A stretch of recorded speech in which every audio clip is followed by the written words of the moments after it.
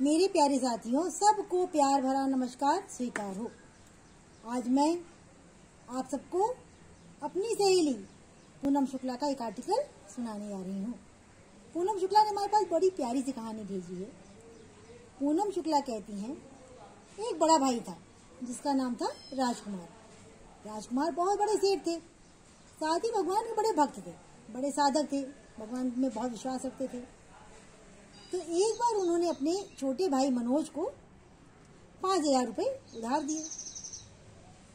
बाद में उन्होंने उससे पैसा मांगा तो मनोज ने साफ इनकार कर दिया, कहा मेरे पास कोई पैसा नहीं है, मैं पैसा नहीं दूंगा।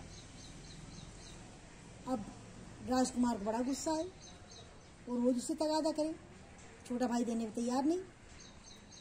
तो उन्होंने उसकी लोगों से बुराई करनी शुरू कर दी कि देखो ये कितना नालायक है मेरा छोटा भाई मनोज, उसने मुझसे 5,000 रुपये लिए, मेरा पैसा नहीं लौटा रहा है।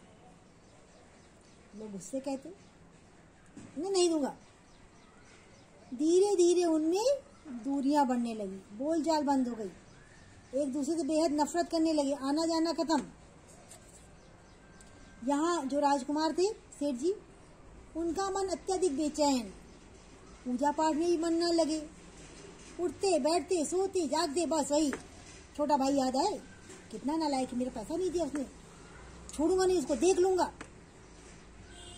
वो गए एक संत के पास, बोले मेरा मन जो है वो पूजा पाठ में लगता नहीं, ध्यान बढ़ जाता है।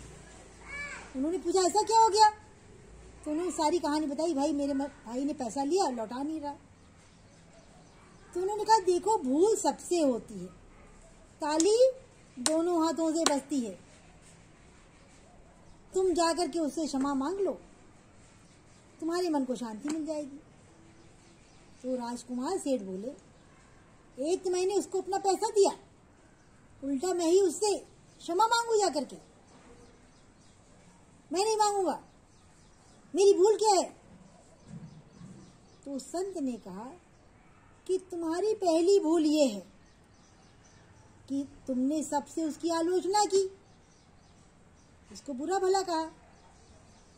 दूसरी भूल ये है कि तुम उसको बुरा कहते रहे, बहुत बुरा है, बहुत बुरा है, तो वहां से भी जो उसके पास से वाइब्रेशन आते रहे आपके पास, वो मन को और गंदा करते चले गए। तीसरी भूल आपकी ये है कि आपके मन में उसके लिए द्वेष, घृणा उमड़ रही है, जो कि नहीं होनी चाहिए। ओके, चौथी और आखिरी भूल ये है कि रातों दिन जो तुम्हारा मन है उसी पैसे में अटका रहा कि नहीं मेरा वो 5,000 रुपया नहीं दे रहा, क्या उसके बिना जिंदगी नहीं पार होती तो है। तो जाओ, मेरा कहना मानो, जाकर उसे क्षमा मांग लो। अब पैसा दिए करीब 15 वर्ष हो गया था। सेठ जी ने कुछ फल खरीदे, मिठाइयाँ खरीदी और बड़े संकुचित मन से वहाँ छोटे भाई के घर पहुंचे। दरवाजा खटखटाया तो छोटे भाई के बच्चों ने दरवाजा खोला। अरे ताऊ जी आ गए, उनकी खुशी का ठिकाना नहीं, मम्मी पापा जल्दी आओ। और छोटे भाई मनोज के घर में सब खाना खाने बैठे हुए थे, थालियां लगी हुई थी। सबने देखा, आश्चर्य की बात, 15 साल बाद बड़े भैया छोटे घर में, छोटा एकदम सन्न रह गया। अरे ये कैसा आश्चर्य, ये कैसे सूरज पश्चिम से निकल आया? वो उनको खड़ा देखने लगा कि मेरे ही बड़े भैया है कि कोई और है। तब तक बड़े भाई ने दोनों हाथ जोड़े कहा, छोटू सब गलती मेरी है, मुझे क्षमा कर दे। छोटे भाई ने जैसे ही क्षमा शब्द सुना, उसकी आंखों से तो आंसू बहने लगे। वो साक्षात अपने भाई के चरणों में दंडवत प्रणाम कर बैठा, दंडवत लेट गया, रोने लगा।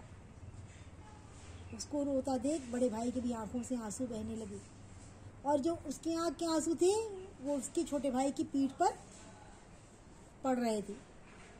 दोनों का हृदय परिवर्तन हो गया, दोनों रो रहे थे। उसने प्यार से उठाया, छोटा भाई बड़े के गले से लिपट गया। अब उन दोनों भाइयों को रोता देखकर पत्नी और बच्चों की आंखों से भी आंसू बहने लगे कि अद्भुत मिलन था।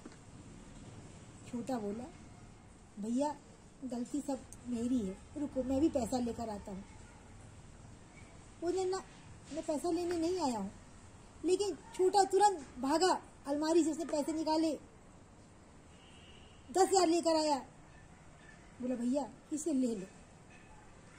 नहीं नहीं छोटू, नहीं मेरे प्यारे भैया, मैं ये कागज के रंग बिरंगे टुकड़े लेने थोड़ी ना आया हूँ। मैं तो यहाँ प्रेम की गंगा बहाने आया था।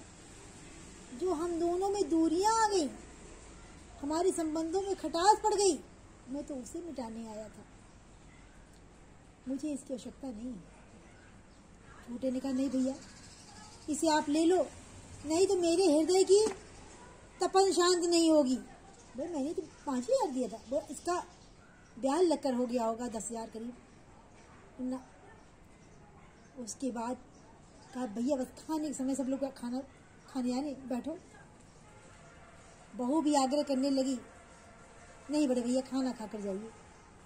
थाली लगी, पूरा परिवार 15 साल बाद एक साथ भोजन कर रहा था। सबके हृदय में प्रेम उमड़ रहा था, सबकी आंखों से प्रेमाश्रु बह रहे थे, सबका हृदय अत्यंत प्रफुल्लित था, पूरा वातावरण आनंदमय हो चुका था। एक क्षमा शब्द ने सारे रिश्तों की कड़वाहट को भुला दिया था। खाना खाने के बाद बड़े भैया जो राजकुमार थे, उन्होंने जो फल मिठाइयाँ सब लेकर आए, सब बच्चों में बांटा और कहा, अब मैं चलना चाहूँगा।